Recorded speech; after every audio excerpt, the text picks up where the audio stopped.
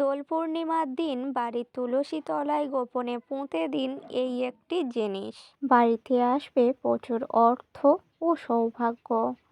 নমস্কার বন্ধুরা, আজ চলে এসেছি একটি নতুন ভিডিও নিয়ে। আশা করছি ভগবানের আশীর্বাদে সকলে ভালো আছেন, সুস্থ আছেন। তো দোল পূর্ণিমা এমন একটি উৎসব যা বাঙালিদের কাছে অত্যন্ত রঙিন বলেই মনে করা হয়। আর এই দোল পূর্ণিমার মতো শুভ দিনে যদি সন্ধ্যাবেলায় বাড়ির তুলসী তলায় গোপনে পুঁতে দেওয়া যায় এই একটি জিনিস, তাহলে কিন্তু বাড়িতে আসতে পারে প্রচুর সৌভাগ্য ও অর্থ। এই জন্য অবশ্যই করে দোল পূর্ণিমার মতো শুভ দিনে আপনারা যদি এই পূর্ণিমার দিনে অবশ্যই বাড়ির তুলসী তলায় গোপনে পুঁতে দিতে পারেন এই একটি জিনিস, তাহলে কিন্তু সংসারের জন্যই মঙ্গলময় হবে ও সৌভাগ্য নিয়ে আসবে।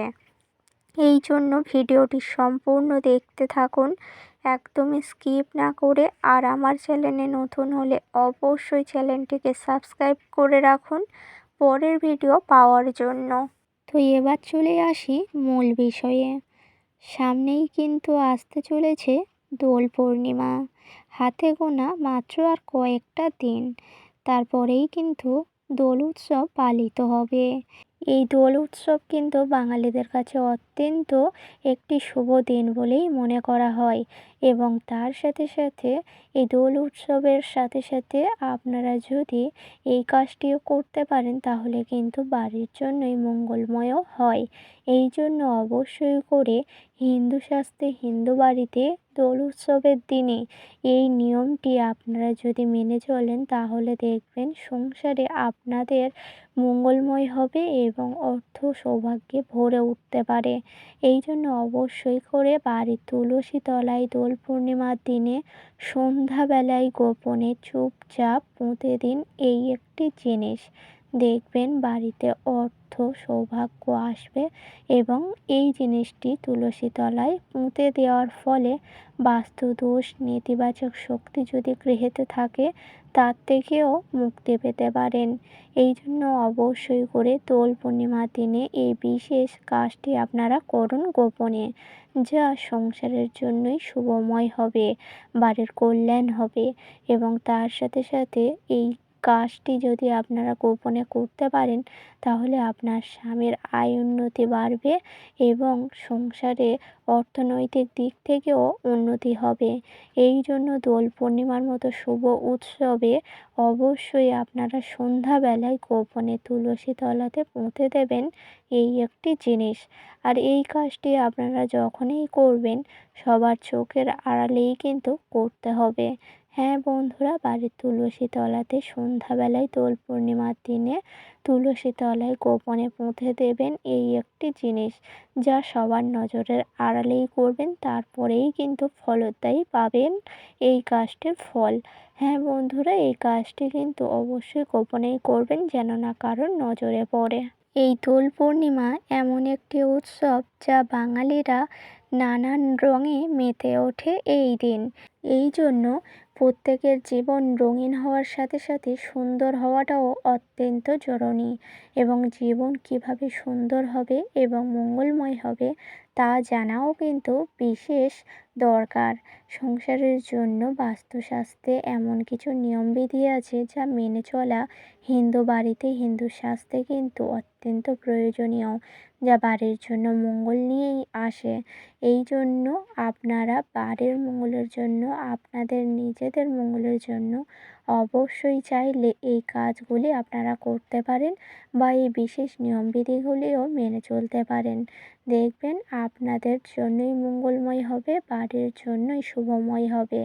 এই জন্য দোল পূর্ণিমার মতো উৎসবে আপনারা সন্ধ্যাবেলায় যখন সন্ধ্যা আরতি দিতে যাবেন অবশ্যই করে তুলসী তলায় আপনারা এই জিনিসটি গোপনে পুঁতে দেবেন।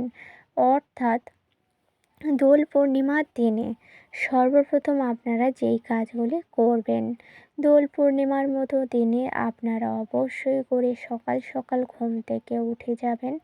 যাওয়ার পরেই কিন্তু অবশ্যই খাটে বসে, অর্থাৎ বাসি বিছানায় বসে সূর্যদেবকে প্রণাম করে অবশ্যই করে বাড়ির যে সমস্ত বাসি কাজ কর্ম থাকে সেগুলি পরিষ্কার পরিচ্ছন্ন করে নেবেন। তারপরেই কিন্তু আপনারা যেই কাজটি করবেন সেটি হচ্ছে সকাল সকাল চান সেরে নেবেন। চান সারার সাথে সাথে আপনারা একটি শুদ্ধ বস্ত্র পরে চলে যাবেন বাড়ির ঠাকুর ঘরে।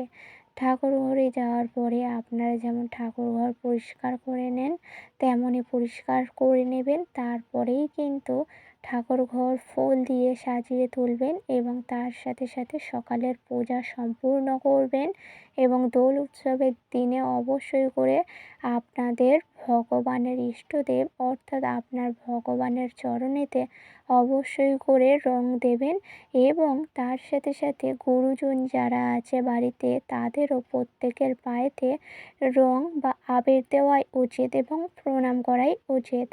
এই দিনে কিন্তু ভগবানের চরণে এবং গুরুজনদের চরণে আবির দেওয়া অত্যন্ত জরুরি। এর আশীর্বাদ কিন্তু আপনারা পাবেন। এই জন্য এই কাজটি আপনারা অবশ্যই দোল উৎসবের দিনে পালিত করবেন। যেমন ভগবানের চরণে ও গুরুজনদের চরণে আবির লাগালে আপনার জীবনও রঙিন হবে, সুন্দর হবে। এই জন্য অবশ্যই এই কাজটি করবেন দোল পূর্ণিমার দিনে। তারপরেই বলি, সকালের পূজা পাঠ যখন সম্পূর্ণ হয়ে যাবে তারপরে আপনারা যখন দোল পূর্ণিমার দিনে সন্ধ্যাবেলায় তুলসী তলাতে প্রদীপ জ্বালাতে আসবেন। সন্ধ্যাবেলায় কিন্তু প্রত্যেকেই আপনারা পূজা পাঠ করে থাকেন। সন্ধ্যাবেলায় যখনই পূজা পাঠ করতে যাবেন ঠাকুর ঘরে অবশ্যই করে প্রদীপ জ্বালাবেন, ধূপকাঠি জ্বালাবেন, শাঁখ ঘণ্টা বাজিয়ে অবশ্যই পূজা সম্পূর্ণ করা হয়ে গেলে তুলসী তলায় যখন প্রদীপ জ্বালাতে আসবেন তারপরেই কিন্তু এই গুরুত্বপূর্ণ কাজটি আপনাদেরকে করতে হবে। আর সেটি হচ্ছে অবশ্যই করে তুলসী তলাতে যখন প্রদীপ জ্বালাতে আসবেন তার সাথে সাথে আপনারা নিয়ে রাখবেন একটি কাঁচা হলুদ। হ্যাঁ বন্ধুরা, ঠিকই শুনেছেন, একটি কাঁচা হলুদ এবং তার সাথে সাথে একটি 1 টাকার কয়েন। আপনারা যখন সন্ধ্যাবেলায় তুলসী তলাতে প্রদীপ দেবেন সেই সময় কিন্তু তুলসী তলার পাশে অল্প মাটি খুঁড়বেন এবং সেই কাঁচা হলুদ এবং একটি 1 টাকার কয়েনটি তুলসী তলার নিচে পুঁতে দেবেন এবং মাটিটি ভালোভাবে আপনারা সাজিয়ে দেবেন। হ্যাঁ বন্ধুরা, যেন না সেই হলুদ বা একটি 1 টাকার কয়েনটি দেখা যায়। তারপরেই শাঁখ ঘণ্টা বাজিয়ে অবশ্যই সন্ধ্যা পূজা সম্পূর্ণ করে নেবেন। তুলসী তলাতে শাঁখ ঘণ্টা বাজিয়ে পূজা সম্পূর্ণ করে প্রণাম করে আপনাদের মনস্কামনা জানাবেন। হ্যাঁ বন্ধুরা, অবশ্যই করে কিন্তু এই কাজটি আপনারা করবেন, কিন্তু সবার চোখের আড়ালে। তুলসী তলাতে অবশ্যই এই জিনিসগুলি বা এই সামগ্রীগুলি দোল পূর্ণিমার মতো দিনে তুলসী তলায় পুঁতে দিন। আপনাদের সকল মনস্কামনা পূর্ণ হবে এবং এই জিনিসটি পোঁতার ফলে তুলসী তলার নিচে বাস্তু দোষও চলে যাবে এবং নেতিবাচক শক্তিও দূর হয়ে যাবে।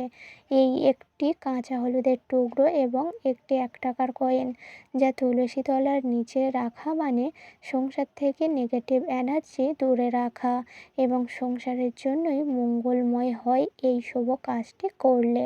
এই জন্য অবশ্যই দোল পূর্ণিমার দিনে এই কাজটি করুন। বাড়ির জন্যই মঙ্গলময় হবে এবং মা লক্ষ্মীও আপনার ঘরে স্থিত হবেন। তো আশা করছি ভিডিওটি সম্পূর্ণ বোঝাতে পারলাম। আজকের ভিডিওটি ছিল এই পর্যন্ত। ভিডিওটি ভালো লাগলে লাইক করবেন, শেয়ার করবেন, কমেন্টে লিখে যাবেন জয় মা লক্ষ্মীর জয়। এবং আমার চ্যানেলে নতুন হলে অবশ্যই চ্যানেলটিকে সাবস্ক্রাইব করে পাশে থাকবেন পরের ভিডিও পাওয়ার জন্য। সকলকে জানাই অনেক অনেক ধন্যবাদ। হরে কৃষ্ণ, রাধে রাধে।